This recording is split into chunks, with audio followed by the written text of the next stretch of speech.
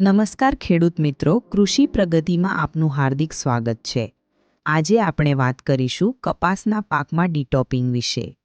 જૂનાગઢ કૃષિ યુનિવર્સિટીના કપાસ સંશોધન કેન્દ્ર ખાતે સંશોધન દ્વારા જાણવા મળ્યું કે કપાસના વાવેતરના 75 દિવસે 4-4.5 ફૂટની ઊંચાઈનો છોડ થયા બાદ કપાસના છોડની ટોચ ડૂંક કાપવાથી છોડની ઊંચાઈની વૃદ્ધિ પ્રતિબંધિત થતાં છોડના આખા માળખા કે બંધારણમાં ફેરફાર જોવા મળે છે। કપાસની છોડની ટોચ ડૂંક કાપવાથી થતા ફાયદા: કપાસના છોડની ઊંચાઈનું નિયંત્રણ કરી છોડની સપ્રમાણ વાનસ્પતિક વૃદ્ધિ થાય છે। કપાસના છોડની સિમ્પોડિયલ ડાળી ક્રૂટિંગ બ્રાન્ચ ફળ આપતી શાખાની લંબાઈ વધે છે। સિમ્પોડિયલ ડાળીની લંબાઈ વધતા તેમાં ફૂલ, ભમરી, ચાંપા અને જઝીંડવાની સંખ્યા વધે છે। કપાસના છોડની સિમ્પોડિયલ ડાળીની સંખ્યામાં વધારો થતાં ઝીંડવાની સંખ્યા વધે છે।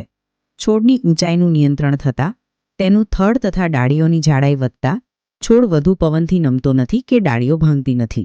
છોડનો ઘેરાવો વધતા પ્રકાશ સંશ્લેષણની ક્રિયામાં પણ વધારો થતાં વધુ પ્રમાણમાં ખોરાક ઉત્પન્ન કરે છે। પાંદડામાં ખોરાક સંગ્રહિત થતાં પાનની જાડાઈ વધે છે અને આ ખોરાક જરૂર પડીએ પૂરતા પ્રમાણમાં મળતા ફૂલ, ભમરી, ચાંપા અને ઝીંડવા ખરતા અટકે છે। કપાસમાં ઊંચાઈનું નિયંત્રણ કરવાથી ઉત્પાદનમાં સારો એવો વધારો જોવા મળે છે।